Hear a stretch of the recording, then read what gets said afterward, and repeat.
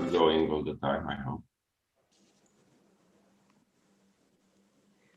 Good morning, everyone. My name is Elena Kucko, and I'm Director of Globsec Policy Institute, broadcasting from foggy Bratislava.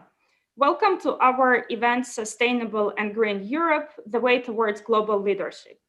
We're delighted to partner for this event with the European Commission representation in Slovakia. Thank you very much for that. And this event is part of the Café Europa Citizens Dialogue and Hub for Europe series.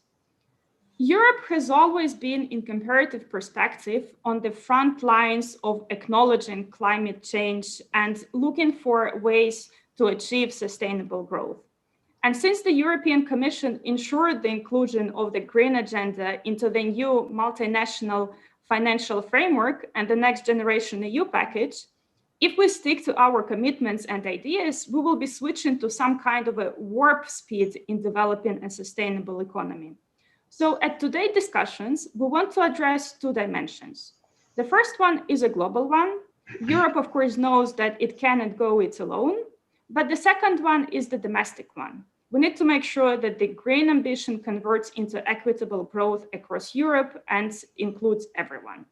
I have a wonderful lineup of speakers with me today to discuss these themes.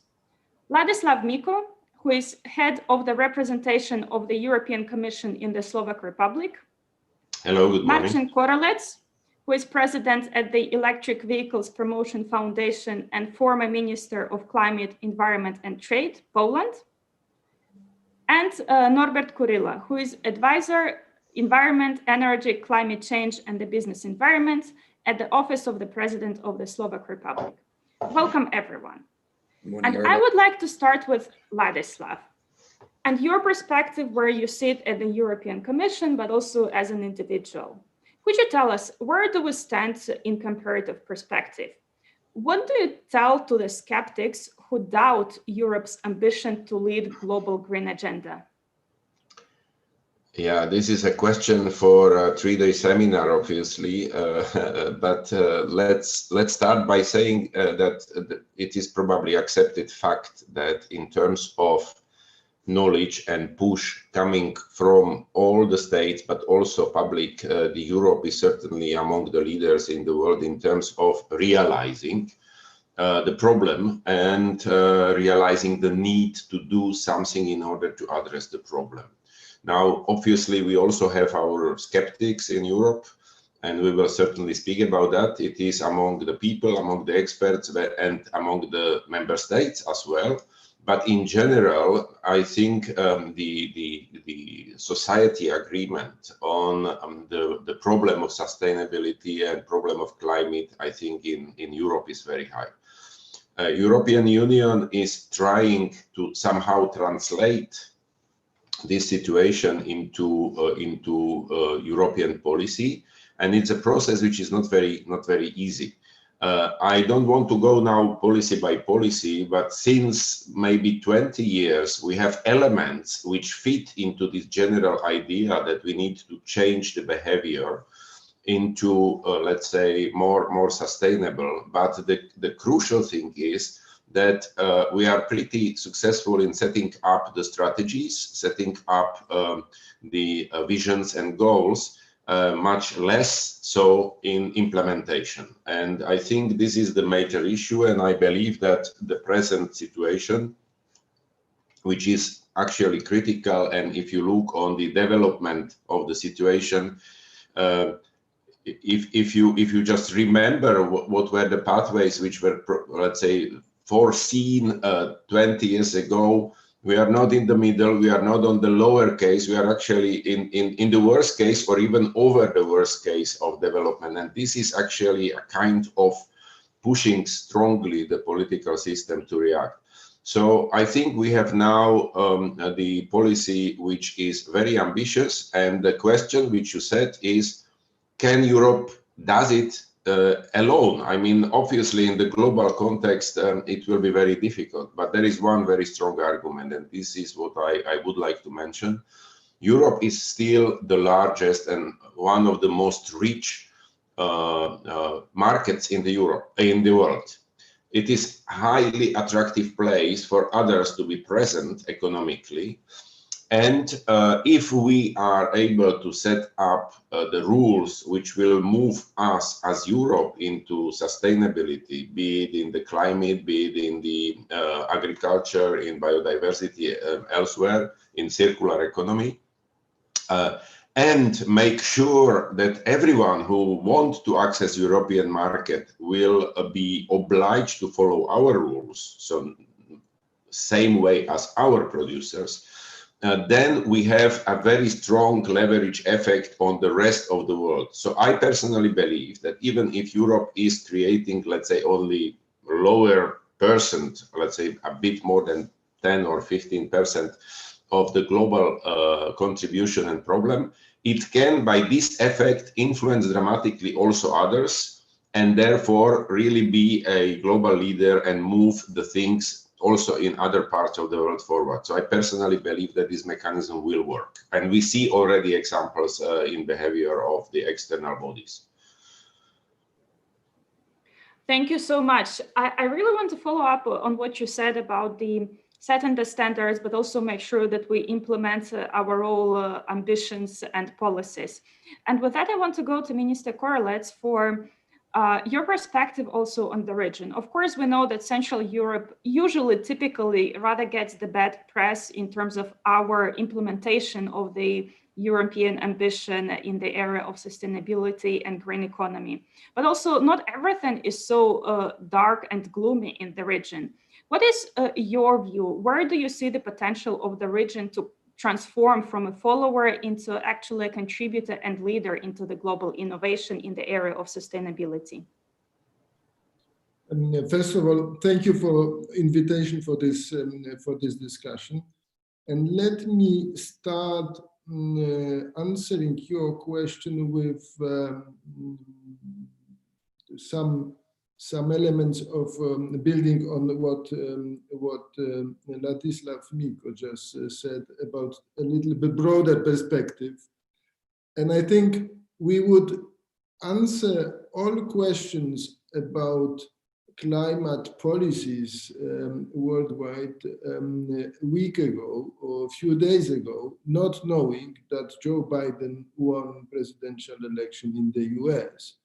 And with that fact, Europe get a great ally with fight against climate change. And I am sure that in a couple of weeks from now, in January next year, US not only will be back to the Paris Agreement, but also will follow Europe's path in going towards climate neutrality. First, I would start saying that Europe can be and maybe should be proud about the leadership in the fight against climate change. First, actual President of the European Commission, Ursula von der Leyen, made this climate policy a central element of the European policy.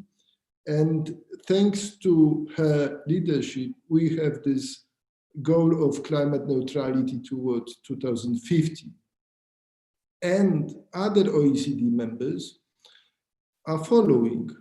And even China declared the goal of climate neutrality slightly after ours, 2060. But nevertheless, a year ago, that would be extremely difficult to believe that we will have such a Chinese decision about climate neutrality.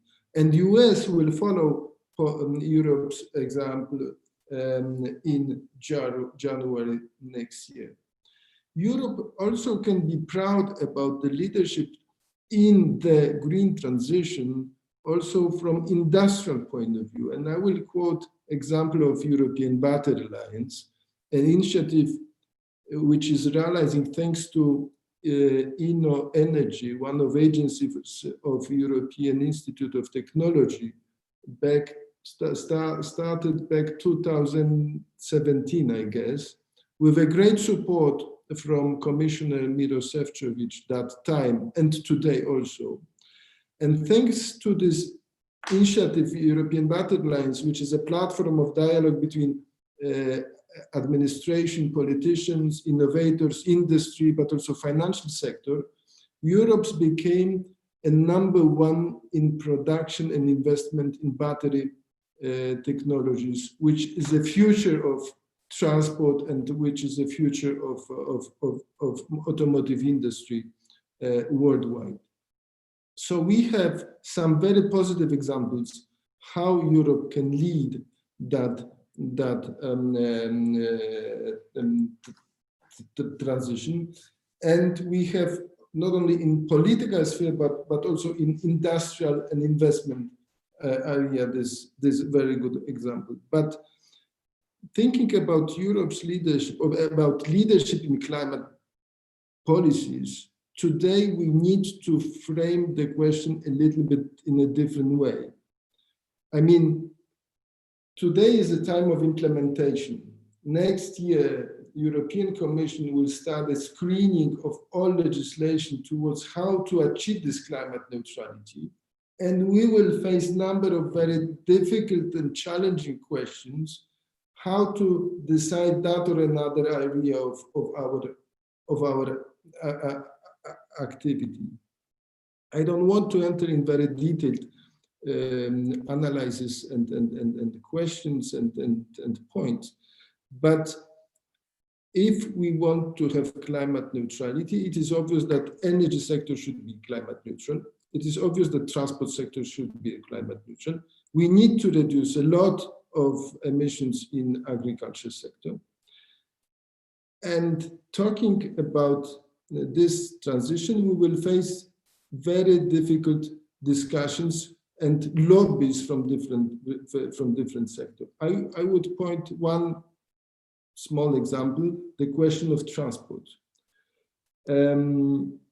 Some lobbyists, some automotive industry lobbyists are saying, let's put transport into ETS sector, which is derailment of the transition, which is a way how not to realize this transition. We have very good CO2 regulations from emissions from cars.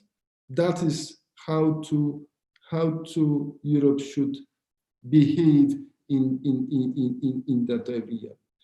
And I would quote you a very bad example also of a reaction on the need of the transition. And this bad example is Polish energy sector.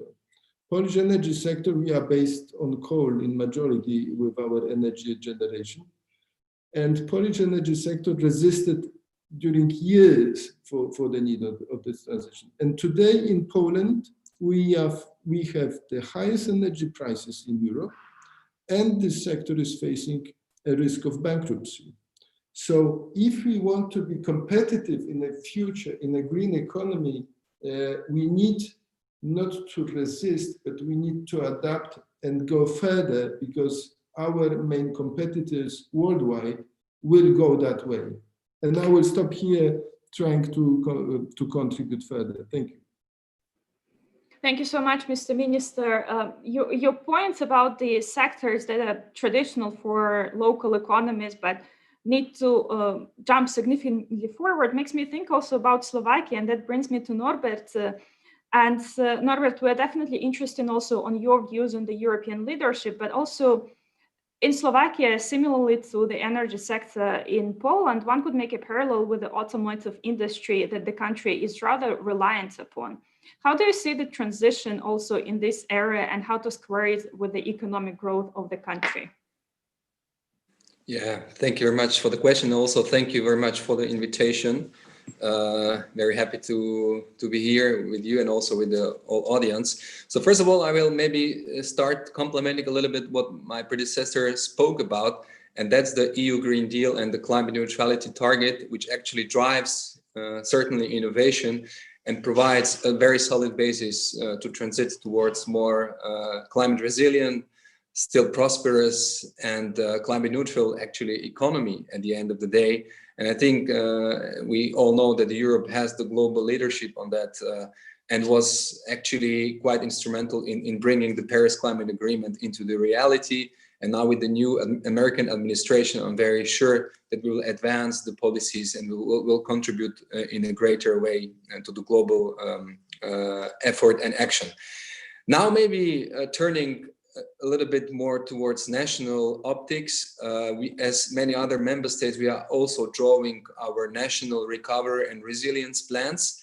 And thankfully, seeing the reform menu put forward by the finance minister here in Slovakia, I remain confident that around 30 or 35 or up to 35% of all actions and policies and reforms that will actually help with the restarting economy would go for the green stuff, for the green investments, and basically making and helping this green transition to be a reality in Slovakia. I think we have a very different situation if we talk about Europe or European Union and in individual member states. Polish example from energy sector is quite known and actually quite an example how Europe still can be united and still be progressive on climate policies. It comes actually without saying that we have all different economies. Slovakian one is very much energy intensive, with very strong industrial output, and this transition will be more costly and more or different compared to services-based economy, where transition happens perhaps easier and with less cost. But I don't want to talk only about cost, but rather about investments and opportunities. And I think Europe, and it goes also for Slovakia, needs to be the global leader on green technologies, on clean tech, on green tech. Low carbon technologies provide also from the industrial perspective a very strong basis for the competitiveness, because sustainability will drive us also with years to come. And the one who will have this competitive advantage in innovating and having green technologies, this is the one who will actually survive and make a progress at the later stage. So when we talk about the low carbon technologies, I mean especially technologies related to CO2 emission reductions, so basically tackling CO2. I also mean technologies that are related to renewable energy, both for energy generation, but also for power generation, but also for cooling and heating, and equally for the transport. And then I will also talk about the technologies related to energy efficiency. When I would make an example about three sectors and make a link to Slovakia, so Slovakia is in a very solid position to make its energy sector decarbonized within next years, thanks to the closure of mines. I mean, the coal region transition in Upper Nitra is project that will help us to decarbonize our energy. So therefore, we also advocate quite strongly for technological neutrality, and also having other elements of energy part, mostly for the energy storage technologies, that Europe also will drive the scene. Marcin was mentioning EU Battery Alliance, but there is much more. There is also smart grids and the distribution of the energy sector in Slovakia. Perhaps it's not well known to wider public, but is actually a leader on developing smart grids. 2 out of 6 projects of common interest actually were localized regionally in Slovakia or neighboring Czech Republic or perhaps Hungary. And with the smart grids that are now ongoing, we could be quite advanced also in the global sense. Another sector which I feel has a great potential is the buildings and the renovation wave that is coming from Europe, and especially for the countries in our region, including Visegrad countries, but also other, let's say, newer member states. The upgrade of the buildings, both be it on the public and private side, but also individual houses, provides a very promising avenue how to decarbonize our economy and society, and at the same time modernizing actually our living and working facilities. And for Europe, there is, I think, an ambition to modernize up to 35 million houses, which is very significant, providing local jobs, local investments, contributing to the GDP and having actually new green jobs that would stay locally, and all investments are made locally, which also supports the idea. And there are other synergies related to climate action in sustainable housing and green buildings, because we also tackle the elements of circular economy, having more innovative materials, recycling all the demolished materials that could be again reused as a concrete in other construction sectors. So I think this is a very good focus to help climate action, and at the same time to modernize and retrofit the houses and the building stock that is there available, quite needed for some investments. And maybe third sectors, and I will stop here, is the transport one. And Slovakia wants to be also part of the solution when we tackle the climate action and the clean innovation. And this is on the one hand, let's say, battery business. In Slovakia, we will have a state-of-art battery production thanks to Innovat Auto. But also the charging stations and all the services related to the charging for the electrification, for the electrified mobility, is something that the EU would certainly contribute to the global leadership. And also it could be the Slovak and other European companies that would basically make this a reality. Lastly, in Slovakia, there is something quite now high on political agenda. It's the use of hydrogen as an energy medium in the long term, to be used both in the industrial sector and for the energy, also using the storage elements into it. And that is something that also, thanks to the Slovak or regional clusters, Europe can lead the way and be a global leader on that front as well. Thank you so much, Norbert, for the very actually long list of opportunities that we have there that definitely counterbalance the doomsayers and skeptics on the topic. And I want to go back to Ladislav and pick up on the few issues that we discussed, but also there's a question from the audience concerning the hopes that are invested into the next MFF and the NextGenEU. But also I wanted to follow up what Martin was talking about with regards to the need to reduce emission in the agriculture sector. Some criticism is aimed at the EU Commission, or actually at all countries in Europe, for not being very consistent in the policies that we advocate for. On the one hand, we have the green ambition. On the other hand, the common agricultural policy might not necessarily be entirely aligned with what we claim should be the priority for the next many years to come. What is your take on the compatibility of different policies across Europe, but also on the potential and the timeline of the help that can come from the side of the NextGenEU and the financial perspective? I was just reacting to what Martin and Norbert were saying, and this question comes very well into it, so I will join the answers. What I wanted to say is that we have already experience in Europe with addressing the particular elements of the story.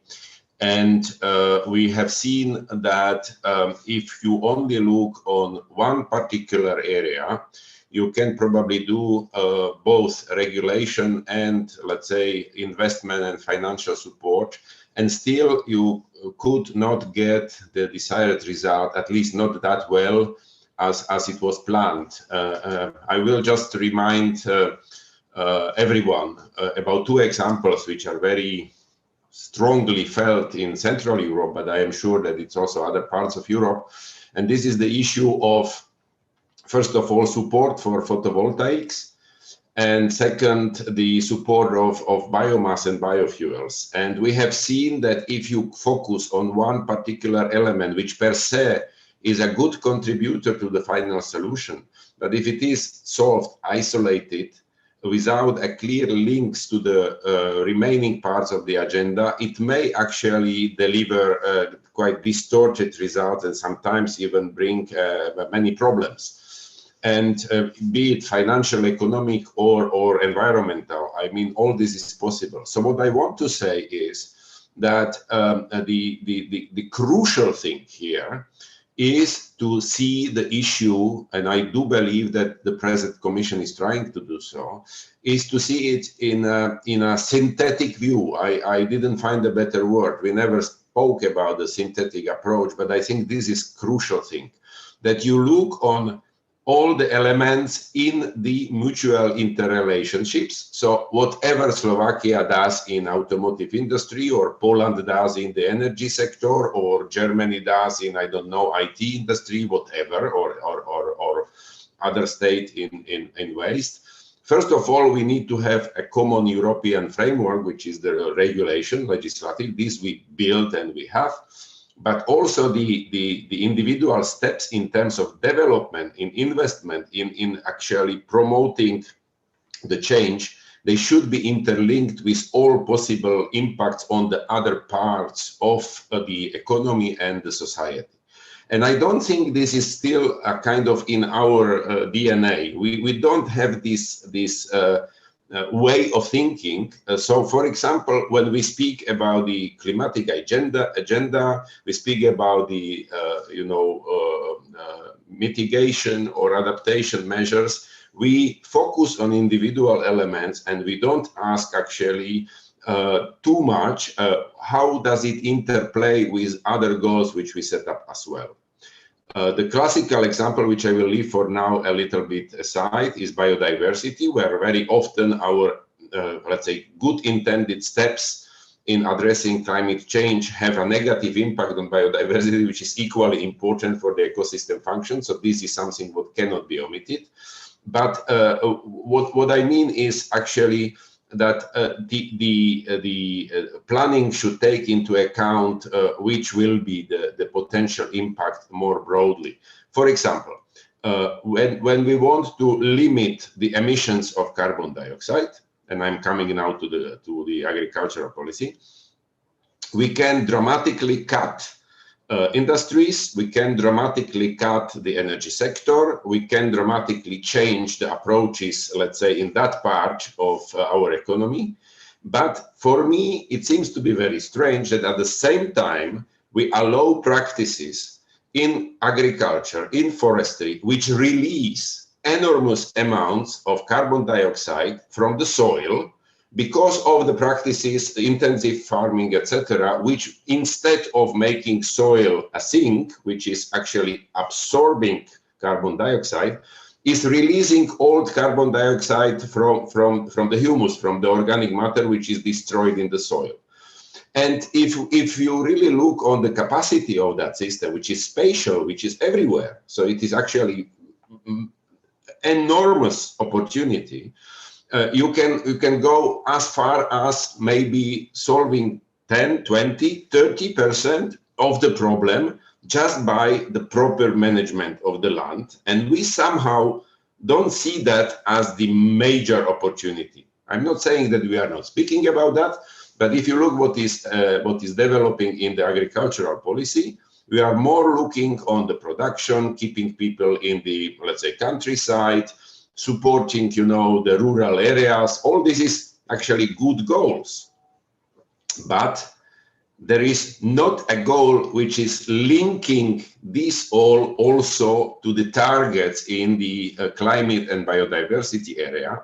And we have seen that exactly in discussion recently, 2 weeks ago, in Parliament and in the Council regarding the new agricultural policy, where the proposals were trying to bring this in line with the other goals in climatic policy.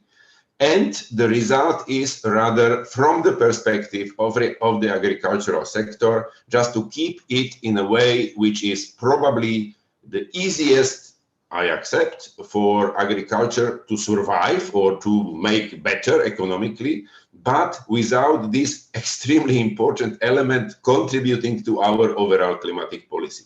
How we will solve that, I really have to say at this moment, I don't know, because it is impossible just to take like 20% or 30% of problem and put it aside and trying to get extremely ambitious goal of the climate, 2050 neutrality, without addressing it also in that sector, whatever it means.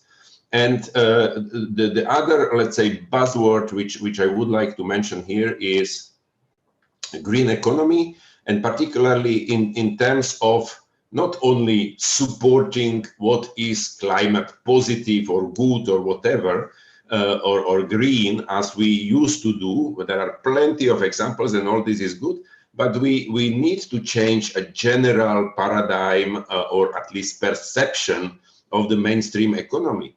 Today, we still measure our economical success on this, I would say old-fashioned, because after World War set up GDP concept. GDP means GDP will grow if you destroy completely the climate. So if we want to have a goal to achieve the climate neutrality, it should be also somehow translated into measurement of our economic success. Otherwise, we have one mechanism pushing against the other mechanism.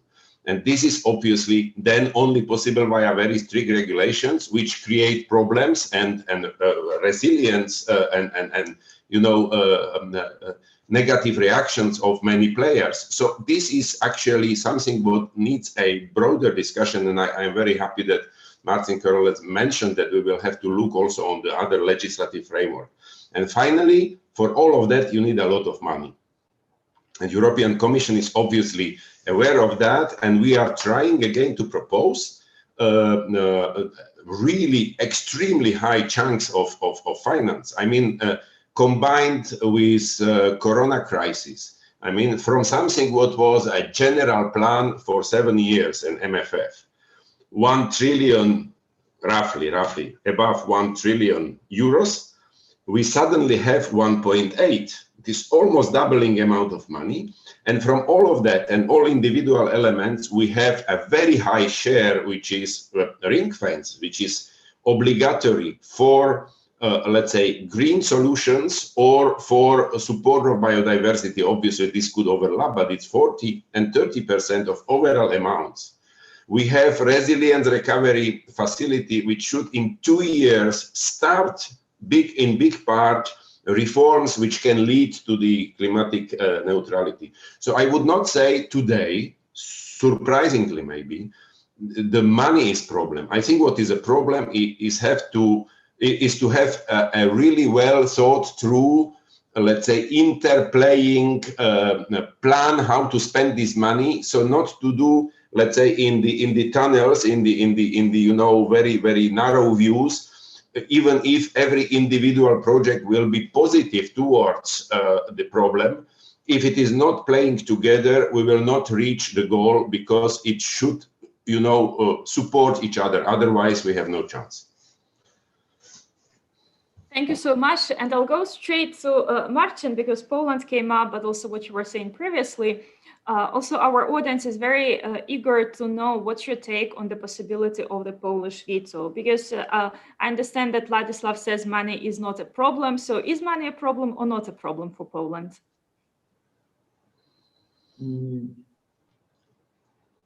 I think that would be extremely difficult to explain to the Polish audience why, in the middle of the pandemic, in the middle of the crisis, Poland is the difficult country in terms of agreeing on not only on the European new budget, but also on the recovery funds.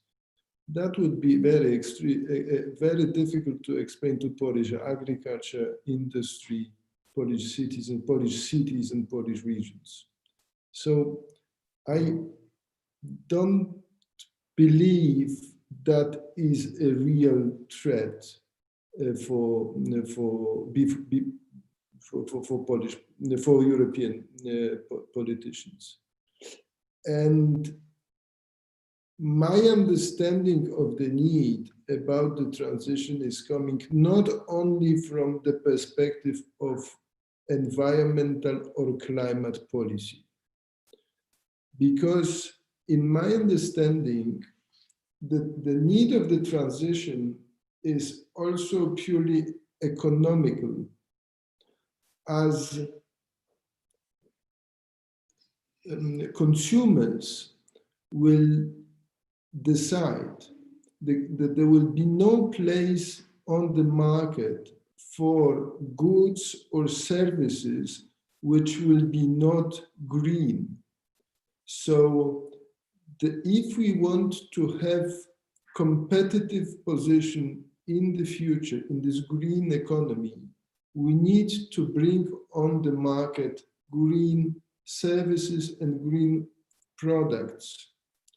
Otherwise, this is not up to politicians to define the path and speed of this transition, because the path and speed of this transition is mainly decided by consumers. And they are choosing now, and they will choose tomorrow green solutions, green applications. That's why in a medium term, if we want to maintain Polish, Slovakia's, Europe's competitive advantages, we need to jump in this transition. Otherwise, market will decide negatively about our offers. Thank you. Thank you so much. I'll follow up actually with you with a question from a participant in the conversation. You already outlined the market reasoning as one of the ways to convince both the government, but also the citizens in the need of the green transition. Our participant would like to know whether you can see any other arguments that could work. For example, whether using the line that solving environmental problems will help mitigate migration flows and conflict in the neighborhood would be something that is convincing for, let's say, governments in the region, but also the citizens.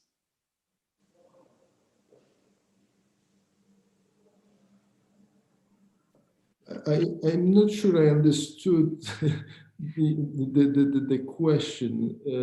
Could you please repeat? Yeah.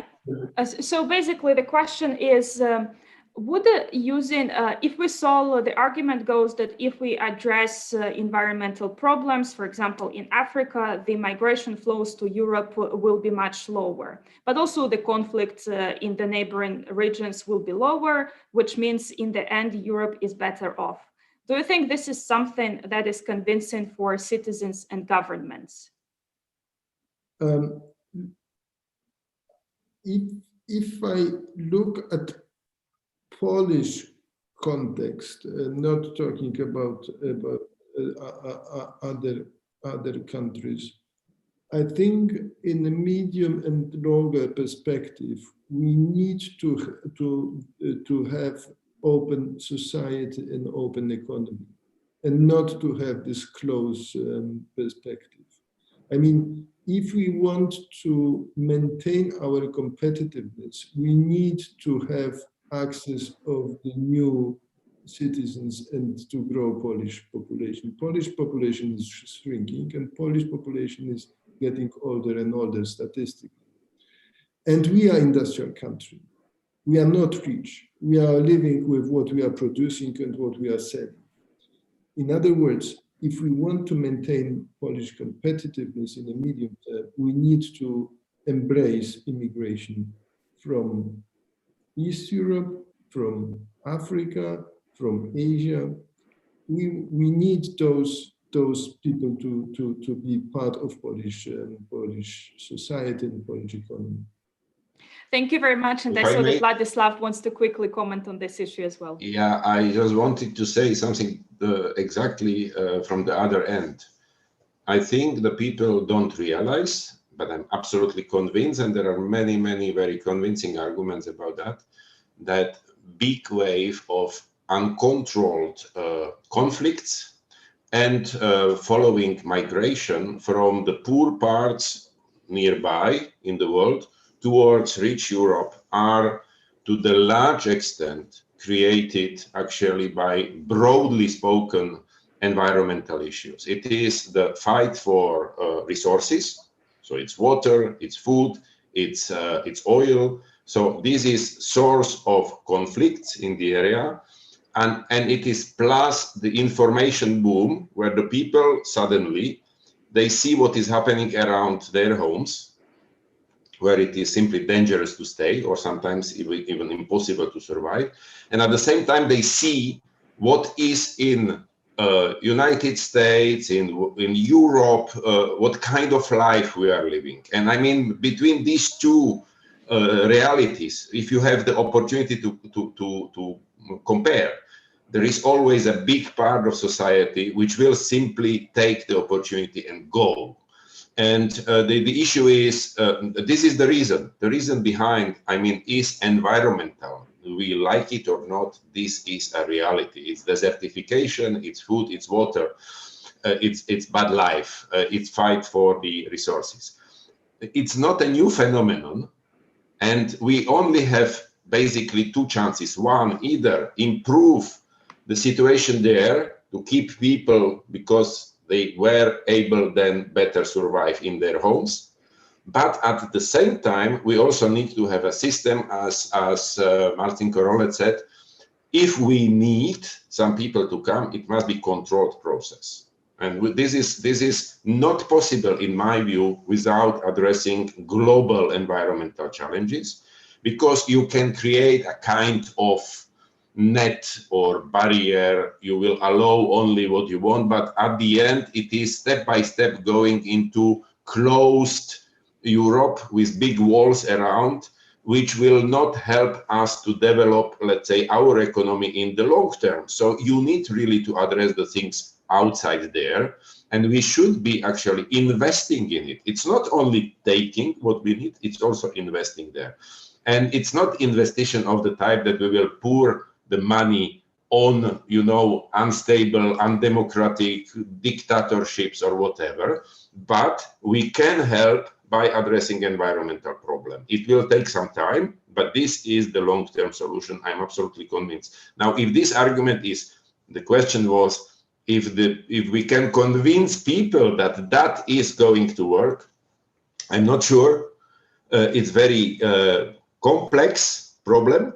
So we need to show that. This is the first thing. We have to be honest, starting to say what all we are taking from those parts of the world, what benefits Europeans, Americans, Chinese have by exploiting what is in the other parts of the world, and what it is causing. And then you have to take your global responsibility for environment, and this is the way, in my view. Thank you so much. And I'll continue with Norbert on the topic of convincing the society to switch to the sustainable and green economic model. And we have exactly the question for you from the audience. Is the Slovak society ready? What are the three main challenges for the government currently? But also the question that we're discussing now, how do you convince the population that, yes, maybe we will have some short-term pain, but it's all worth it? Yeah, it's not an easy task for any country, but I think thanks to the, now I could call it global climate movements that were recently launched in recent years, that are helping to shape even the national, regional, but also global policy in general. And especially the younger generation are much more sensitive about the climate action, the climate context, climate nexus, be it related to the security, as you have just pointed out, which I very much concur, that we need to address climate action also in view of security risks associated to that. So it takes time. I think it is important that we engage in an open, frank, and inclusive debate, because this climate transition towards more climate neutral but still modern economy would have winners, obviously, new sectors, new services, new clean tech industry, but would have also losers, which are the traditional industries that are used to be operational for many, many years and are simply they would unable to switch. For example, if we talk about the coal or other energy sources that are used in industrial processes, but also for the energy production as such. So there will be change. So we need also ensure a social acceptance. We have now a kind of a testing case in Upper Nitra, where we are now bringing also, thanks to the European assistance and also know-how from other parts of the world, how to make this cold transition less painful, more socially acceptable, more equitable, and still beneficial in a way that due to the reskilling and due to providing a new or better future with better air quality and better health context, and at the same time provide a very decent future for jobs, for family, and so on. So I think we need to be very much engaged. We need to be frank, and we need to also talk about the actually the deficit, not only about the victories, but how to make it socially acceptable.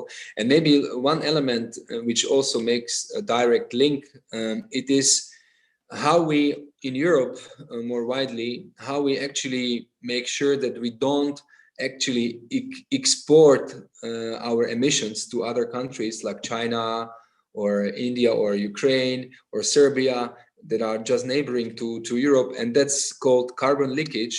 And how to address that our industries and our production sites are not moving outside of Europe in order to have less emissions and then still be importing those goods and services and products.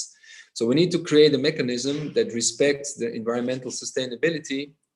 It is well integrated, and I think Europe has good instruments at hand how to address the carbon leakage, and at the same time how to create a level playing field that is helpful for both economy and the society at the end of the day. So Europe has now the good instruments at hand.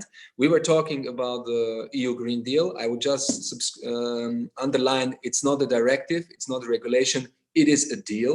So we need to agree upon the details of it. We have now a trajectory, and now we need to use all the instruments very wisely to make this transition happen. Thank you so much, and back to Ladislav. Just I wanted to react. Indeed, I think this is highly important. I think the combination of, let's say, support in terms of finance within the Europe and what is called the future carbon payment or carbon tax can actually stop the efforts to export the productions which are climate negative, outside of Europe, because they will actually attract to stay in the Europe. Otherwise, it will be not economically good. But what I wanted to say, I forgot one allegory. I like allegories, or how to say, and this is to react on the fact: do we have time now in the deeply critical situation with coronavirus, economies falling down, etc., to start to build something what is extremely expensive, ambitious, difficult, and new? And I mean, the allegory which I want to use is just imagine that you have a house built from the soil near the river, and the water is just like more and more often coming out of the river and just washing your house out. If you have your house washed again and again and again, probably you should not think about building again the same house from the same soil if you know that the events are coming more and more often. But you need to think about the new house, new material, how to build it in order to sustain, the changed conditions. And this is exactly the state of our economy. We do know how to restart the old style economy, which is delivering until there is another big hit. But the big hits are coming more and more often. We need to start now to build something that can sustain the longer term. And therefore, we need really to start with this new economy. This is the whole idea behind the NextGenEU, behind RRF and the whole Green Deal. Basically, we should stop to do the things which will, in the perspective of very few decades, 1, 2, 3 decades, not deliver anymore. So we need to start to build. It's not a choice. It's easier to go back to the old trajectory, but this will not work. So it doesn't make sense to spend enormous money on rebuilding something that needs to be stopped, and we have to go more difficult way of building a new one.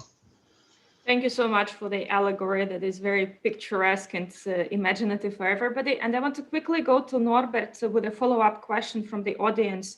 And the question is, how is the 2019 European Green Deal affected by the consequences of the COVID situation? And will the sectoral measures proposed next year be reflecting on the global climate goals? Yeah, I can try to answer that. I don't think we will make any deviation from our strategy. You know, the EU Green Deal is on the table. It's a path. It's a combination of measures, legislation, policy actions that would drive us in a more digital and sustainable world. So in the short term, it might be some, you know, delays and might be some, let's say, disruption, but certainly not on the medium, on the long term. So EU Green Deal is here with us to stay for many years. And now we will shape the policies. If we talk about the carbon emissions, we will now have a very high political and difficult debate in December about the increase of the CO2 target for 2030, moving from -40 to -55. We know that we have a kind of preliminary agreement about the figure. However, we don't have an agreement about enabling framework and how to achieve that target, which will be solved later. So I think in the short term, it might be, but definitely not on the long term. And then bringing it to the global action and global regime. I think now with the new American establishment and new federal government, to be named in January, we will have as Europe a strong ally and partner to drive very ambitious climate policies, regardless of the current pandemic. In contrary, I would say that every crisis needs to be used wisely for deep structural reforms that would be here with us for long term, because in good times it's hard to make those decisions in hard times that are made more easily. So I think we can be quite confident that this endeavor will continue, and now in a much stronger pace. Thank you so much. And I'm going with the same question to Marcin Korolec now. Thank you. I will start from the global perspective, and I think those global talks today are maybe less important, in a way that if number of countries, including Europe, US in future, China also, has this goal of climate neutrality, what we can declare more? We need obviously to assist poorer countries in this transition, but we need first of all concentrate on our own transition towards this goal. So in a way, global climate discussions should concentrate not on the further goals, because we have this ultimate goal of climate neutrality. We need to concentrate how to realize it, and second, how to assist poorer countries. But the question about how this COVID crisis will influence European climate policy, I would think it is strengthening and speeding up this transition in a way that we will have massive amount of money in coming few years for green and digital transition. This green and digital transition will make Europe economy much cheaper and much more competitive in a global scene. So we have to jump in that direction. So I don't think there are questions about the speed, because we will have assistance from European funds, from new generation EU. We have very short timing for this, for spending this money, so we need to concentrate on how and not if. Thank you so much. And we will be wrapping up in about 90 seconds. So Ladislav, you will have the honor and the burden of wrapping up the discussion with the concluding reactions and takeaways. Okay, I'm not going to take it from the others. I just wanted to add, because this is very important. COVID shows us that what we thought is impossible in the past is really happening nowadays. We have no chance to make a long distance flights. We have to spend our holidays in our home countries. We have to buy what is available around. We have to move in the local economy rather than in the global. So all the trends which we have seen as important for the green transitions, we are forced to do because of totally different agent. And we have a clear example that it is possible. So I agree highly with Martin Korolet that in reality, the COVID crisis not only creates economic and other difficulties and big problems with health systems, etc., but at the same time, it is showing us that the different world we will have to accept, we will be forced to accept, and it is possible to survive, and we can develop it so we avoid the problems connected with that, but we get what is positive on it. And this is the transition which is actually happening. Look on digital transition. I mean, how many discussions like this one we had, 2 years ago? Today, it is daily bread. And there is many other elements. We have been just like saying that will be probably the future in 2050. Now it's happening because of COVID. So I would see, as many very wise people already said, every crisis is bad in one end, on the other end is an opportunity to change the things and to have realized visions. And I think we have this chance and we have to take it. Indeed, inevitability and having no choice are very good negotiators and skillful arguments that one has no choice but accept. I would like to thank everybody for joining us for the discussion. Thank you very much to our speakers for having very fascinating exchange. I hope we will continue discussing this topic because the road in front of us towards sustainable future is indeed very long.